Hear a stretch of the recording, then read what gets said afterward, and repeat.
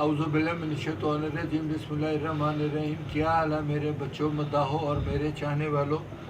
बेटा, पिछले दिनों में बहुत ज़्यादा लोगों ने मेरे से असरार की है कि आपने एक दफ़ा बहुत पुराना इंटरव्यू में बताया हुआ था कि टेडी कबूतर बने कैसे थे। और फिर मैंने एक आदमी से, मिस्त्री दीन मरहूम साहब का, अल्लाह उनको जन्नत नसीब करे, उनका इंटरव्यू भी अपनी फेसबुक पे छोड़ा है। उसमें मिस्त्री साहब की उम्र अबाउट 92 या 91 हो गई हुई थी। उन्होंने एक लफ्ज़ इस्तेमाल किया है कि हमारे पास कबूतर थे जो वर्टिकल बिल्कुल ऐसे ही सीधे आसमान में चले जाते थे।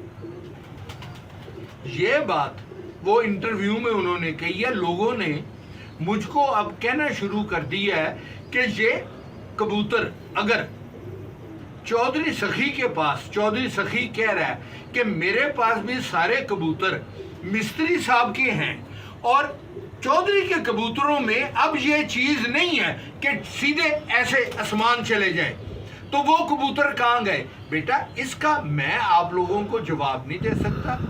मैं सिर्फ आप लोगों को ये बता सकता हूँ कि ये जो टेडी कबूतर थे ये बने कैसे थे।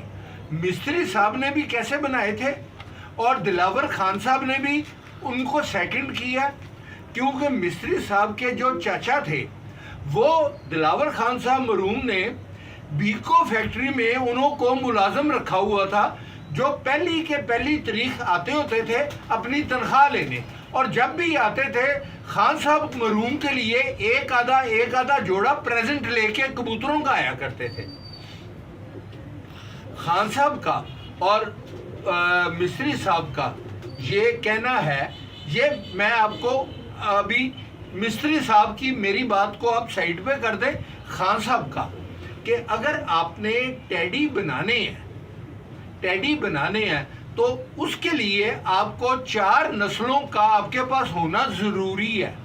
सबसे पहले चूहे, फिर बांके जो रामपुरी हैं, जिनको चंदा खानी मैं कहता हूँ रामपुरी, फिर कमगर वो मिल जाते हैं, और फिर मिसे सफ़ेद आंख में, जिन्हों को वो कहते होते थे मिस्त्री खानदान बाबे के मिसे।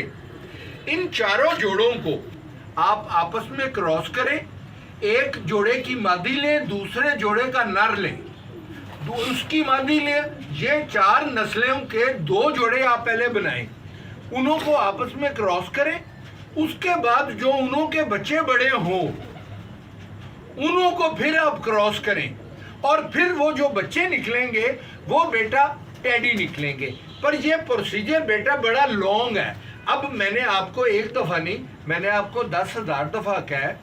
आजकल महंगाई के ज़माने में दाना इतना महंगा हो गया है कि बहुत अच्छे कबूतरबाज भी कबूतर अपने कम कर रहे हैं, और भाटी दरवाजे में आपको अगर पुछान है तो आप बहुत अच्छा टेडी जोड़ा 10-15 हज़ार का आपको मिल जाता है। तो आप इतने लंबे प्रोसीजर में टेडी, तो आपको, अब मैं आपको एक और बता दूं, टेडी आपको बाजार में मिल जाएगा पर चूहा आपको नहीं मिलेगा। तो आप पीछे जा रहे हैं कबूतरों को बनाने के लिए। जब बनी बनाई चीज आपको मिल रही है तो पीछे जाने की क्या जरूरत है। ये मेरा भाई है सौलत, ये अमेरिका छोड़ के सिर्फ कबूतरबाजी इधर कर रहा है। इसके पास चूहे कबूतर हैं प्योर। मैंने इससे उधारा कबूतर अभी मंगवाया है, सिर्फ आप लोगों को दिखाने के लिए कि भाई ये चूहे कबूतर हैं, आपने अगर वो करने हैं तो ये करें। अब सौलत से भी आप पूछ लें। जी भैया, सौलत भाई, आप मुझको बताएं कि सबसे पहले मैं आपको कितने साल पहले दिलावर खान साहब के पास लेके गया था? 86-87 की बात। लो जी, 86-87 में मैं इन्हों को लेके गया था। ये, हाँ, ये सफदर टेंटो वाले के शागिर्द हैं। तब सफदर टेंटो वाला इतनी ज़्यादा कबूतरबाजी करता भी नहीं था। उसका बड़ा भाई भोला, जो दिलावर खान साहब के भाई का शागिर्द था, वो बशीर खान का शागिर्द था। और ये ऐसी बात है, ये बात है बेटा। ये चूहा मैंने इन्हों से मंगवाया आप लोगों को सिर्फ दिखाने के लिए बेटा। और एक और चीज, आजकल बहुत ज़्यादा लोग मेरे से राब्ते में होते हैं, रात को मुझको कहते हैं आजकल बच्चे खरीद के लेके आ रहे हैं लोगों से। कबूतरबाज जो बेचने वाला उसको ज़्यादा से ज़्यादा बच्चों की ज़रूरत होती है, क्यों उसने बेचने हैं। अब ज़्यादातर बेचने वाले कबूतरबाजों ने एक चीज़ शुरू कर दी है जो ख़तरनाक है मेरे हिसाब से। मुर्गियों का फीड डालना शुरू कर दिया। बताते नहीं है जिसको बेचते हैं कि भाई हमने इन लोगों को फीड पे पाला हुआ। अच्छा दाना बाजार में 100 रुपए किलो है या 120 रुपए किलो है। फीड आपको अच्छा 80 रुपए किलो मिल जाएगा और फीड से बच्चे अच्छे तगड़े पल भी जाएंगे। आप जब फीड वाले बच्चे किसी को बेचेंगे या कोई खरीदेगा लेके जाएगा, वो तो दाना आम डालेगा तो उसके बच्चे उधर जाके बीमार हो जाएंगे या मर जाएंगे। तो इसके ऊपर आप बेटा जो भी कबूतरबाज हैं माफ करें ये काम ना करें। अगर आपने किए हुआ है तो खरीदने वालों को बता दें। क्यों? क्योंकि वो उड़ते भी नहीं, फीड वाले उड़ते भी नहीं। और फीड वालों को आपको उड़ाने के लिए पहले और ज्यादा मेहनत करनी पड़ेगी, क्योंकि जब आपने कबूतर उड़ाना है तो तब आपने उसको फीड पे तो नहीं उड़ाना, ये है। और जब आपको आप टेडी अच्छे भले बाजार से मिल रहे हैं तो आपको ये करने की क्या जरूरत है। अब मैं सौरभ भाई से चूहा मंगवाया, मैं आपको वो सौरभ का चूहा दिखा दो। मैं आपको चूहा पहले हाथ में पकड़ के भी दिखाता हूँ और फिर मैं आपको दिखाता हूँ कि अगर चूहा मादी लेनी है तो मादी ले लें, अगर नर लेना है तो नर ले लें। उसके साथ ऑपोजिट साइड पे जो भी आपने लगाना है आप उसके साथ कमगर लगाएं या मिसा लगाएं। ये भाई ये आप नजदीक से इसकी आंख दिखाएं।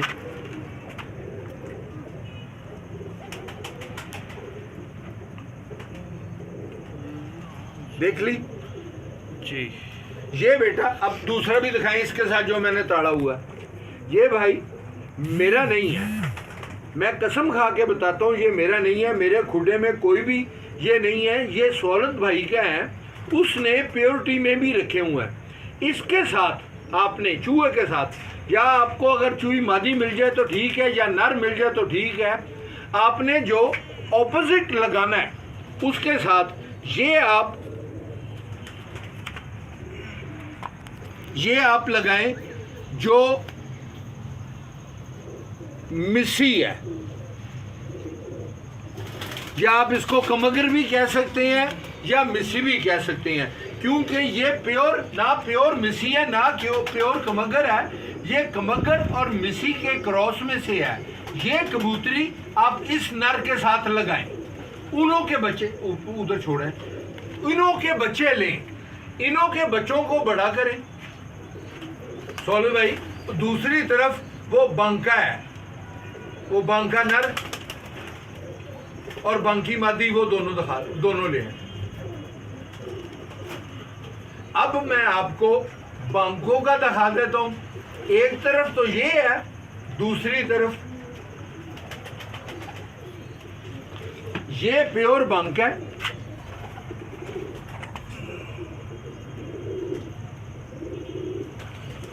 और एक और चीज मैं आपको बता दूं बेटा, अब इसमें इख्तलाफ मैं इस उम्र में डालना नहीं चाहता। बांके बहुत लोग दिखा रहे हैं, बहुत लोग अपने कह रहे हैं।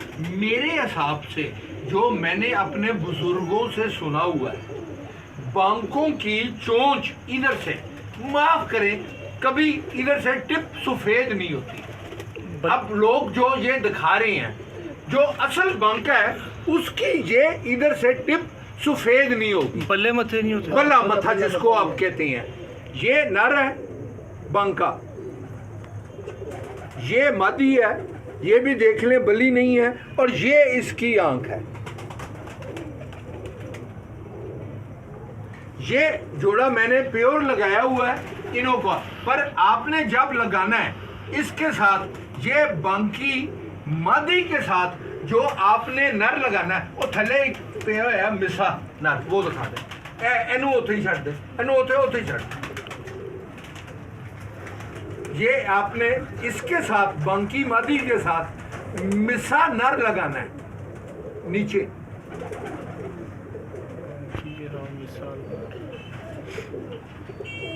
ऐसा है ये? हाँ जी, हाँ जी, हाँ जी।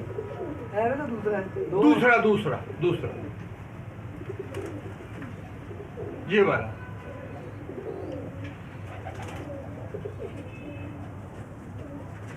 देखिए बेटा, ये अब बांकी मादी है, इसके साथ ये आपने ये मिसा नर लगाना है। इसको दिलावर खान साहब मरहूम कहते होते थे फनीर। ये इस वक्त अगर ये प्योरिटी में है, किसी के पास भी है, तो इसके उस्ताद के पास हैं, उस्ताद सफदर के पास, सफदर टेंटो वाले के पास। उसने अपने भाई के घर के वेरांडे में एक खुडा बनाया हुआ है, जिसमें पुराने ये मिसे अभी भी है, वो खुडा अभी भी वो खुडा है, ये रखे हुए हैं। देखिए बेटा, एक जोड़ा मैंने आपको पहले बता दिया, चूहा नर और वो मिसी मादी, और एक ये बना दिया बांकी मादी और मिसा नर। इन दोनों को आपने इसको इधर छोड़ दें, इसको अंदर ही छोड़ दें। इनों को आपने क्रॉस करना, मादी को उधर ही छोड़ दें। इन दोनों को, ये दो जोड़े हो गए, इनों को आपने क्रॉस करके इनों के बच्चे बड़े करने हैं। जब इनों के बच्चे 1 साल के या 2 साल के हो जाएं, जब ये 10 पर साफ हो जाएं, इनों के जो बच्चे होंगे उन्हों को आपने फिर आपस में क्रॉस कर देना है। तो वो जो बच्चे होंगे बेटा, वो मुरक्कब होगा, अचार होगा 4 चीज़ों का, जिसमें चूहा भी होगा, जिसमें बांका भी होगा, जिसमें कमगर भी होगा, और जिसमें मिसा भी होगा। अब कई आदमी मुझको कहते हैं कि टैडियों में कभी कभी कहीं पे लाल चीज भी आ जाती है। बेटा वो इसलिए आती है क्योंकि उनमें मिसे पड़े हुए हैं। मिसा एक पंजाबी का लफ्ज है। मिसा किसको कहते हैं? मिसा कहते हैं डार्क ब्राउन को। जो मिसी रोटी, हमारी मिसी रोटी है, वो डार्क ब्राउन होती है, उसमें उनके अंदर मिसा भी आ जाता है। जो नीली आंख आती है वो बांकी की वजह से आ जाती है।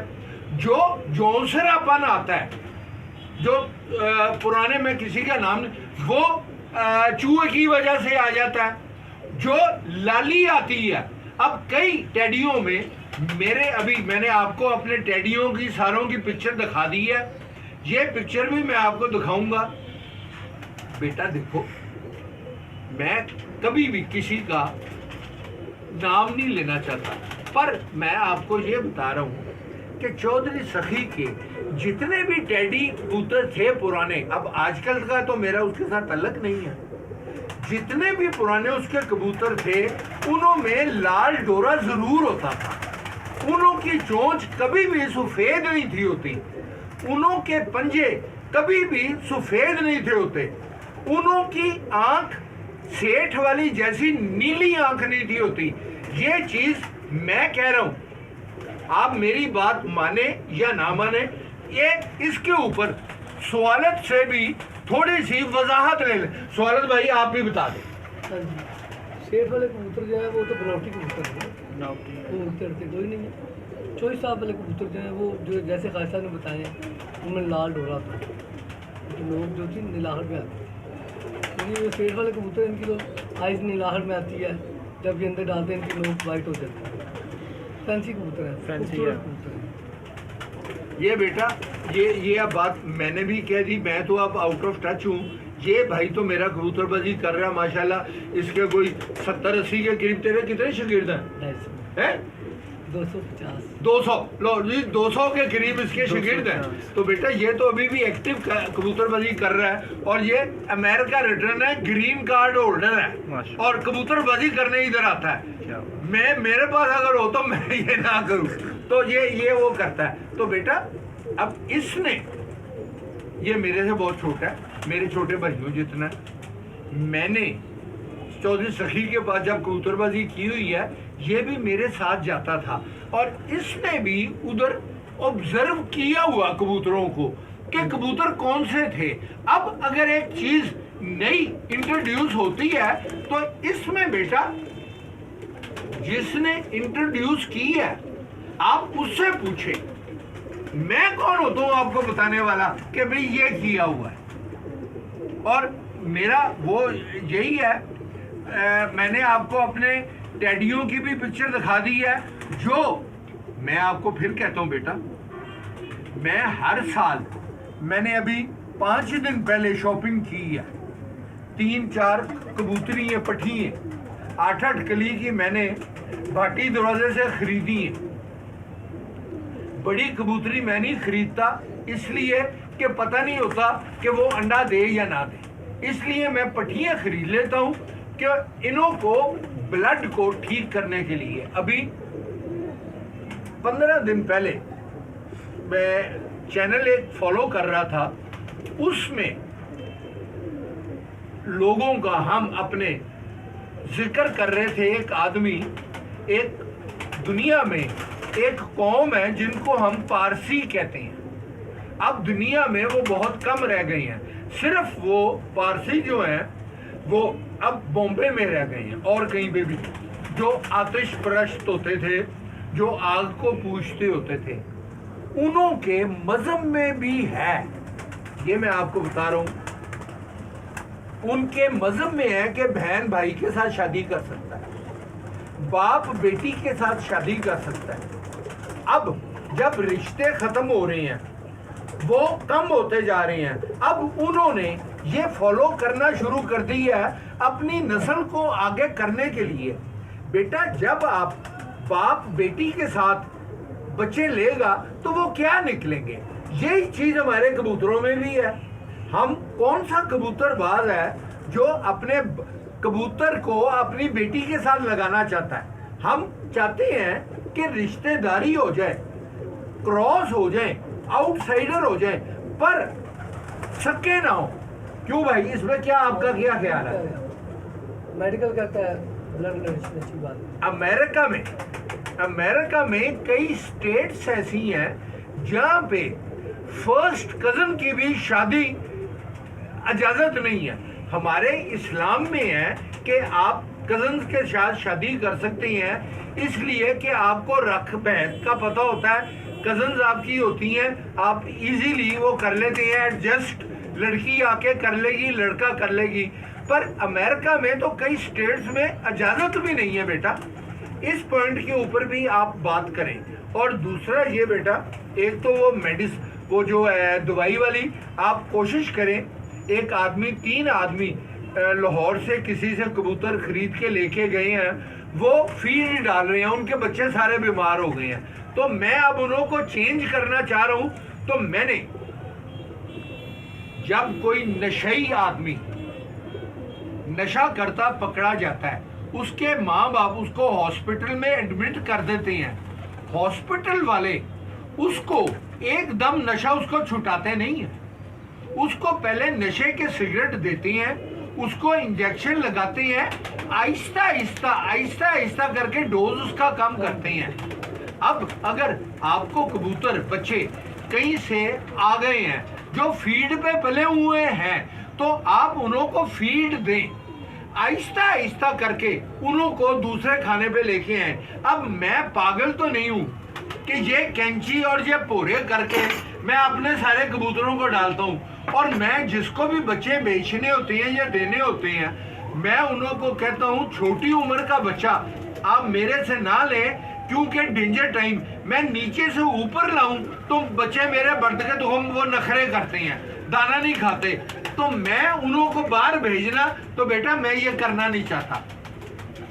मेरे बच्चे गए हुए अल्लाह के फजल से आप भूरे डालें, बाजरा डालें, काले चने डालें, पर आजकल के मौसम में थोड़ी सी गंदम कम डालें। और अगर आप अफोर्ड कर सकते हैं, मूंगी साबत बड़ी महंगी है, मूंगी साबत और सरसों कबूतरों को डाल दें तो बड़ी मेहरबानी। ये जो आज का मेरा इंटरव्यू है बेटा, एक और चीज़ मैं आपको बता दूं, आजकल कबूतर लोगों के बीमार हो रहे हैं, पोटों में जैम हो रहे हैं। बेटा 3 चीज़ें मैंने आपको पहले भी बताई हुई है, इस इंटरव्यू में आप फिर सुन लें। नोविडेट, फ्लैजेल और जेटीपार। मैंने अपने कबूतरों का हॉस्पिटल में पोस्टमार्टम करवाया था। उन्हों की सारी इंटेस्टाइन्स और फेफड़े और कलेजी और पोटा सबको देखा था कि कौन सी चीज़ इन्हों को ज़्यादा सूट करेगी। उसमें उन्होंने प्रिस्क्राइब मुझको किया हुआ है, मेरे पास रिटर्न है, सर्टिफिकेट दिया हुआ। नोविडेट, फ्लैजेल और जेटीपार, ये तीनों सिरप लेके आप 4-4 सीसी, 5-5 सीसी 2 लीटर पानी में डाल के अपने कबूतरों को पिलाएं। इंशाल्लाह आपके कबूतर ठीक हो जाएंगे। और बेटा खुदा हाफिज।